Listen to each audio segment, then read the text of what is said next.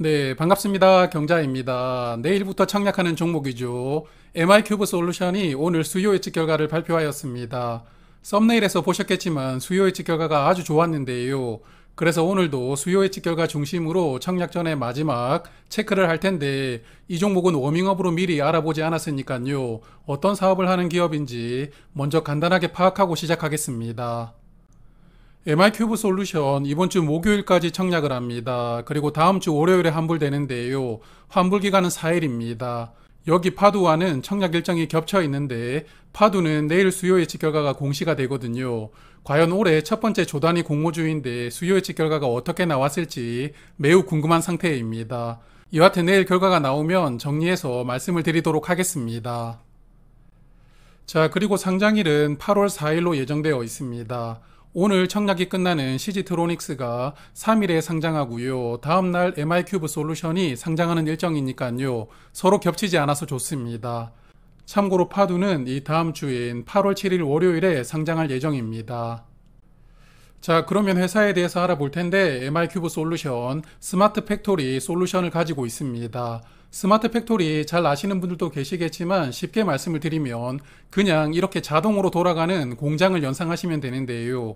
재료를 수급해 오는 것부터 생산하고 물류까지 생산 활동 전반에 걸쳐서 사람의 역할을 최소화하는 공장이 스마트 팩토리다라고 말씀을 드리고 싶습니다. 그래서 이 회사는 공장을 스마트 팩토리로 변경시켜주는 사업을 하는 기업인데요. 크게 보면 실제 현장에서 스마트 팩토리 시스템을 구축해주는 비용, 그리고 이후에 솔루션을 사용하는 요금이 회사의 주 수입 모델이라고 보입니다. 그리고 지난 3년 동안 주요 매출처를 보니까 주 고객사가 삼성그룹 계열사인데요. 삼성전기, 삼성 SDI, 그리고 삼성 SDS 이 세 곳에서 매출의 약 60%가 매년 나오고 있습니다. 삼성그룹의 IT 계열사인 삼성 SDS가 삼성그룹의 공장들을 스마트 팩토리로 전환시키고 있을 텐데요. 이 회사는 삼성 SDS가 담당하는 프로젝트에 협력사로 참여하면서 삼성그룹을 상대로 주로 서비스를 하고 있다고 예상이 됩니다. 삼성그룹의 최대 제조업 계열사인 삼성전자가 빠져 있다는 게 약간 아쉽기는 한데요. 그래도 삼성을 주 고객사로 가지고 있는 기업이니까 안정적인 실적과 더불어서 레퍼런스로 활용하기도 아주 좋은 상황일 것 같습니다. 자, 그리고 실적이 좋습니다. 매출액이 매년 늘어나고 있고요. 21년도에 흑자 전환한 뒤로 이익도 계속 흑자를 내고 있습니다. 22년 기준으로 보면 매출액은 223억 원, 순이익은 28억 원이 나왔고요. 이익률이 13% 정도 되니까 괜찮은 사업 모델을 가진 기업이라고 생각합니다. 다만 우려되는 점이 하나 있는데 스마트 팩토리 솔루션을 도입하면 현재는 정부에서 예산으로 일부 비용을 지원해주고 있나 보던데요. 그래서 MI큐브 솔루션처럼 스마트 팩토리 사업을 하는 기업들은 정부 지원 사업을 소개를 하면서 신규 기업들을 대상으로 영업을 확대하고 있다고 합니다. 그런데 내년에 정부 예산이 올해보다 70% 정도 감액되었다는 뉴스가 있었는데요. 올해는 예산이 3천억 원 정도 되었는데 내년도 예산은 2천억 원이 삭감된 1천억 원 정도만 예산이 잡혔다고 합니다. 그래서 아무래도 정부 지원 규모가 크게 줄었기 때문에 내년부터는 스마트 팩토리 사업을 하는 기업들의 실적에도 영향을 줄 수가 있는데요. 이번 공모에 이 뉴스가 영향을 주지는 않겠지만 혹시 이 종목을 길게 보고 투자하실 분들은 참고하시는 것도 좋을 것 같습니다. 자, 그러면 회사에 대해서는 이 정도로 파악을 하고요. 수요 예측 결과부터 하나씩 체크하겠습니다. 기관 경쟁률이 1889대 1, 의무 확약 비율은 29.7%였습니다. 기관 경쟁률도 수준급으로 나왔고 특히 의무 확약 비율이 높게 나왔는데요. 그래서 수요 예측 결과는 아주 좋았다고 생각합니다. 의무 확약은 수량 기준으로 29.7% 신청이 들어왔고 건수 기준으로는 28.9% 신청이 들어왔습니다. 수량과 건수 차이가 거의 없었기 때문에 특이한 점은 없었다고 보고요. 3개월 확약 신청이 가장 많고 다음으로 6개월 확약 신청이 많았습니다. 그래서 기관들이 장기간 확약을 많이 신청하고 들어왔으니까 의무 확약의 퀄리티도 좋았다고 봅니다. 다만 공모 가격은 이 종목도 꽤 높아졌는데요. 상단 가격이 10,000원이었는데 20%를 초과해서 12,000원으로 결정되었습니다. 그래도 공모가 신청 결과를 보면 청약 참여한 기간의 약 90%가 공모가를 13,000원 이상으로 써냈거든요. 그래서 공모가가 12,000원으로 결정된 게 무리수를 둔 것은 아니라고 보이지만 그래도 약간은 아쉽습니다. 그리고 잠시 후에 유통 물량에서 조금 더 자세하게 말씀을 드리겠지만 이 종목은 공모가 기준 시가총액이 580억 원이거든요. 다른 종목들에 비해서도 사이즈가 아주 작은 편인데 이 부분이 가장 큰 장점으로 부각될 수 있을 것이라고 기대합니다. 자, 그리고 오랜만에 흑자를 내는 기업이 등장했으니까 밸류를 한번 체크를 할 텐데요. 유사 기업으로 M2I 코퍼레이션 그리고 링크 제네시스 이 두 개 기업을 적용해서 공모가를 산정을 했습니다. 그래서 현재 버전으로 다시 한번 체크하겠습니다. M2I는 어제 주가가 8,560원이었습니다. 최근 4분기 순이익은 91억 원이었으니까 최근 4분기 이익 기준으로 PER은 15.9배이고요. 링크 제네시스는 같은 기준으로 PER이 24.1배로 형성되어 있습니다. MI큐브 솔루션은 공모가가 12,000원이 되었고 공모가 기준 시가총액은 580억 원인데요. 최근 4분기 순이익이 31억 원이었기 때문에 PER은 19배로 상장하게 됩니다. 유사 기업으로 선정을 했던 두 종목의 중간 정도 밸류로 상장하게 되는데요. 뭐 그래도 제가 늘 말씀드리고 있지만 밸류는 그냥 이 정도로 상장하는구나 하면서 참고만 하시면 좋을 것 같습니다. 자, 그러면 청약 정보 보겠습니다. MI큐브 솔루션 총 121만 주를 모집합니다. 일반 투자자에게 약 30만 주가 배정되고요. 청약 주관사는 한국투자증권이고 일반 고객은 5,000주까지 청약할 수 있습니다. 5,000주를 청약하려면 증거금이 3천만 원이 필요한데요. 아마도 이 종목은 일반 한도로 풀 청약하더라도 비례로 많이 배정받기가 쉽지 않을 것 같습니다. 그리고 최소 청약 수량이 20주이고요. 증거금은 12만 원이 필요합니다. 그리고 이 종목은 우리 사주조합에 12만 1000주를 배정을 해두었는데요.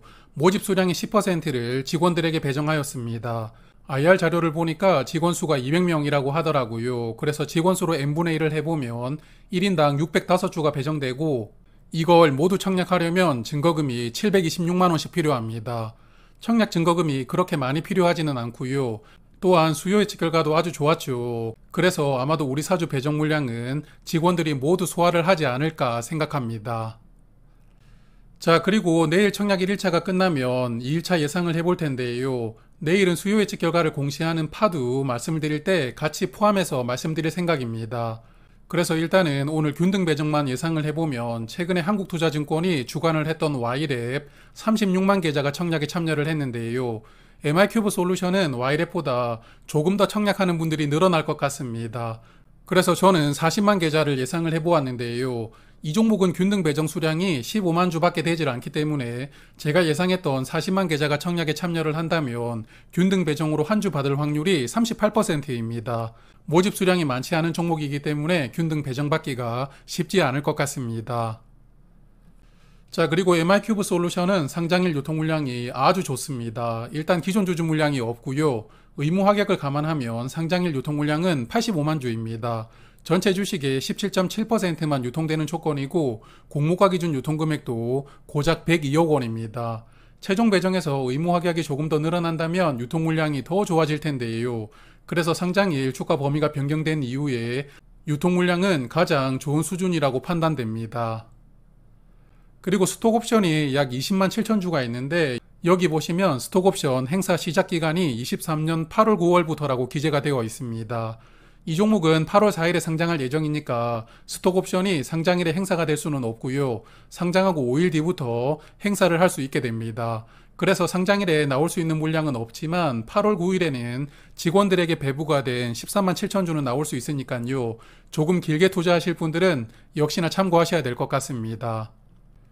이번 주에 상장했던 뷰티스킨은 시초가는 110% 상승해서 출발을 했고요. 장중에 고가는 166%까지 상승이 나왔습니다. 그래서 상장일 주가 범위가 변경되고 나서 지금까지 상장했던 모든 종목이 손실을 주는 종목은 없었는데요. 다만 여기 중간에 고가를 보면 필에너지까지는 장중에 고가가 200%를 넘었는데요. 하지만 센서뷰, Y랩, 뷰티스킨은 장중에 고가가 200%를 넘지 못했습니다. 그래서 수익률이 최근에 약간 줄어들었는데 그래도 이 종목 수요 예측 결과가 아주 좋았고요. 유통 물량도 굉장히 좋죠. 그래서 이전에 상장했던 알맥이나 필에너지 정도를 한번 기대를 해볼 수도 있을 것 같습니다. 여하튼 또 앞으로 상장하는 종목들의 성적이 상장일 수급에 영향을 많이 줄 수 있으니까요. 너무 큰 기대는 하지 않도록 하겠습니다.